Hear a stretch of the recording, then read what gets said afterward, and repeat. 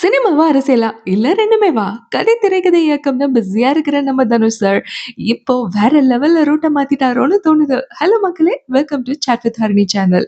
இன்னைக்கு நம்ம தனுஷ் ஃபேன்ஸ் எல்லாருக்கும் ஒரு ஹாப்பி நியூஸ். அது என்னன்னா, தனுஷ் ரசிகர் மன்ற கொடிய அஃபிஷியலா அனௌன்ஸ் பண்ணியிருக்காங்க. தனுஷ் ஃபேன்ஸ் வெல்ஃபேர் அசோசியேஷன் இனிமேல் welfare and social service activities மேற்கொள்ள போறாங்க. Through out Tamil Nadu. ஸோ இந்த நியூஸ கேள்விப்பட்டதுலருந்து தனுஷ் ரசிகர்கள் கோலாகலமா கொண்டாடிக்கிட்டு இருக்காங்க.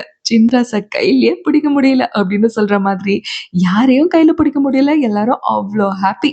ஆக்சுவலி இந்த கொடிய லான்ச் பண்ணது யாருன்னு பார்த்தீங்கன்னா, ஃபேன் ஆர்கனைசேஷனோட head Subramaniya Siva, all India president of the Dhanush fans club and P. Raja general secretary. இவங்க 2 பேரும் தான் அஃபிஷியலா லான்ச் பண்ணியிருக்காங்க. ஆக்சுவலி சுப்ரமணிய சிவா வேற யாரும் இல்ல, டைரக்டர். ஸோ இவர் தான் அஃபிஷியல் வெல்ஃபேர் அசோசியேஷனோட ஹெட். ஸோ இவங்க 2 பேரும் தான் அனௌன்ஸ் பண்ணியிருக்காங்க. ஆனா சோஷியல் மீடியால பெர்சனல் அக்கவுண்ட்ல இருந்து தனுஷ் சார் அவரு எந்தவித அனௌன்ஸ்மென்ட்டும் இதுவரைக்கும் பண்ணவே இல்ல. பட் இப்போ லான்ச் பண்ணியிருக்கிற கொடிய பார்த்தீங்கன்னு வச்சுக்கோங்களேன், சும்மா அப்படி இருக்கு. ஸ்டார் போட்டு தனுஷ் சாரோட இமேஜ்.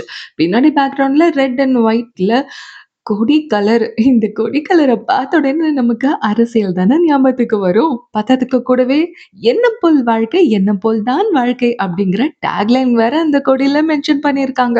ஸோ கொடியிலேயே இப்படிலாம் மென்ஷன் பண்றாங்களே, தனுஷ் மட்டும் அரசியலுக்கு வந்துட்டா இன்னும் என்னெல்லாம் பண்ணுவாங்களோ அப்படின்ற மாரி தான் இருந்துச்சு. எஸ், இப்போ டாபிக்கே அதுதான். அப்ப நெக்ஸ்ட் தனுஷ் அரசியலுக்கு வருவாரா அப்படின்றது.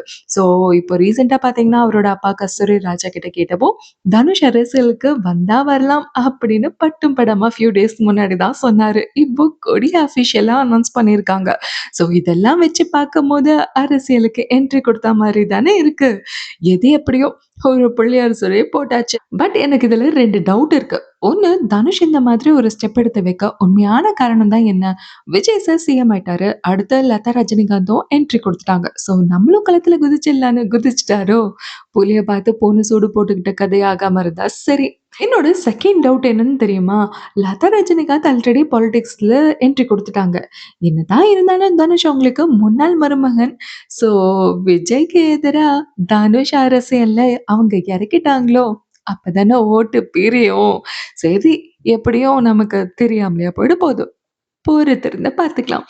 எது உண்மைன்னு நமக்கு இப்போதைக்கு தெரியாது. ஆனா ஒண்ணுங்க, இந்த ஃபிளாக் அனௌன்ஸ்மென்ட் விஷயம் தனுஷ் ரசிகர்களுக்கு ஒரு செம்ம ட்ரீட்டா இருக்கு. ஒரு பக்கம் ரசிகர்கள் ஹேப்பியா இருக்காங்க. இன்னொன்னொரு பக்கம் சில பல ரசிகர்களுக்கு தனுஷ் அரசியலுக்கு வர வேண்டாமே அப்படின்றது தான் சொல்லிக்கிட்டு இருக்காங்க. அவங்களோட கருத்துக்கள சோஷியல் மீடியா கமெண்ட்ஸ்ல தெரிவிச்சுக்கிட்டு இருக்காங்க. ஆக்டிங் மட்டும் பண்ணட்டுமே, அரசியல்லாம் வேண்டாமே அப்படின்னு சொல்லிக்கிட்டு இருக்காங்க. ஸோ தனுஷ் அரசியலுக்கு வருவாரா? மாட்டாரா? வரணுமா? வேண்டாமா? அப்படின்றத கீழ கமெண்ட் பண்ணி சொல்லுங்க. அப்படியே மறக்காம சேனல சப்ஸ்கிரைப் பண்ணி சப்போர்ட் பண்ணுங்க. இந்த வீடியோ பிடிச்சிருந்தா லைக் பண்ணி ஷேர் பண்ணுங்க.